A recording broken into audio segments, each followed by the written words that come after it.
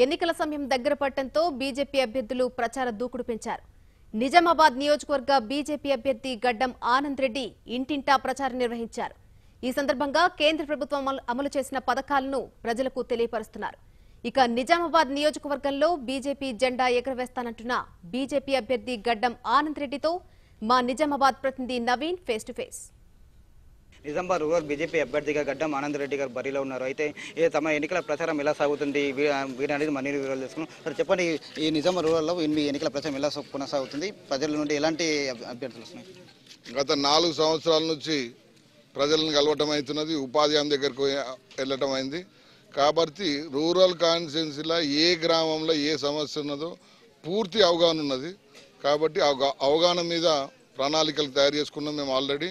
కాబట్టి ప్రతి మండలానికి మాకు చెక్ డ్యామ్స్ అనేటి రిజర్వాయర్స్ వస్తేనే మేము బాగుపడతాం.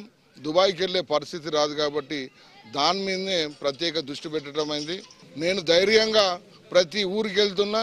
ఏ ఊర్లో కూడా నన్ను అడ్డుకున్నది లేదు.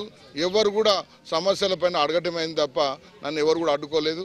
టీఆర్ఎస్ నాయకులు ఎక్కడ పోయినా కానీ ప్రజలు తాండోపతంగా అడ్డుకుంటున్నారు.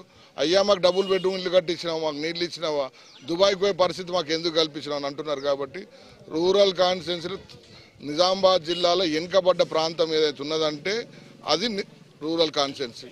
మా తోటి విద్యార్థులు డిగ్రీ కంప్లీట్ అయిపోయిన తర్వాత ఇవాళ ఆటో నడుపుకునే పరిస్థితి వచ్చింది.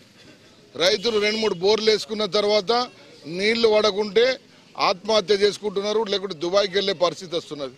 చాలామంది మహిళలు బీడీలు చేసుకుంటే వాళ్ళ ఆరోగ్యం ఖరాబ్ అవుతుందని తెలిసి వాళ్ళ ఆర్థిక పరిస్థితి బాగాలేక ఇవాళ బీడీలు చేసుకుంటున్నారు.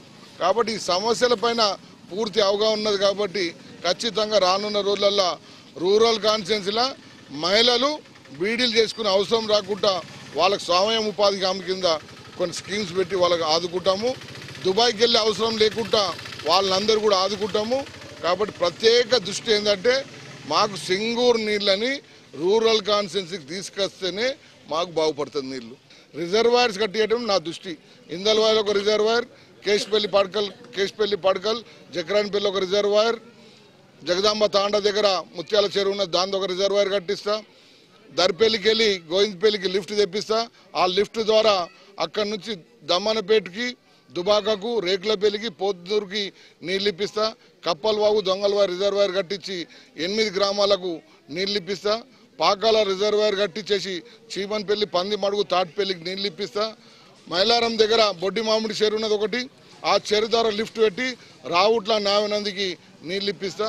ఆ దిశగా అడుగులేస్తా. కాబట్టి ఖచ్చితంగా రూరల్ కాన్స్టిట్యున్సీలో ప్రత్యేక దృష్టి చెక్ డ్యామ్స్, రిజర్వాయర్ మీద పెడతా.